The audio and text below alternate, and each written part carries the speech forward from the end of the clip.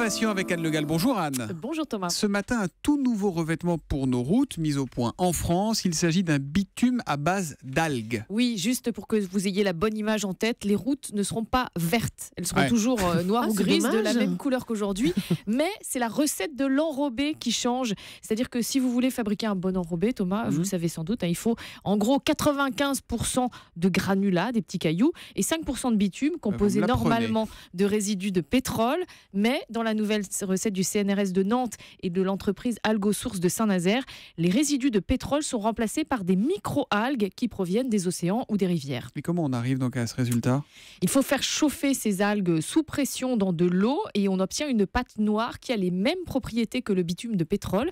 Donc il repousse l'eau, il est à la fois dur et élastique. Et si on ajoute les granulats, ça donne un enrobé visuellement identique à celui qu'on connaît. Mais celui-là, il est bio et il vient d'être breveté donc, par cette équipe du CNRS et d'Algosource. Et quand est-ce qu'on roulera sur ces routes iodées avec des algues ? Alors normalement dans 3 ou 5 ans si tout va bien, mais il faut maintenant tester ce bitume d'algues dans des conditions réelles sur le réseau routier, donc pour voir surtout comment il résiste dans le temps. En tout cas, d'un point de vue économique, c'est un projet qui tient tout à fait la route, si on peut dire, car ce bitume pourra être produit avec des déchets d'algues issus de l'industrie cosmétique et alimentaire, et il devrait coûter entre 300 et 600 € la tonne, ce qui est tout à fait compétitif par rapport au bitume bio classique. Et moins cher finalement. Exactement. Que demander de plus ? L'innovation avec Anne Le Gall, tout est français tous les matins sur Europe 1. À lundi Anne. À lundi.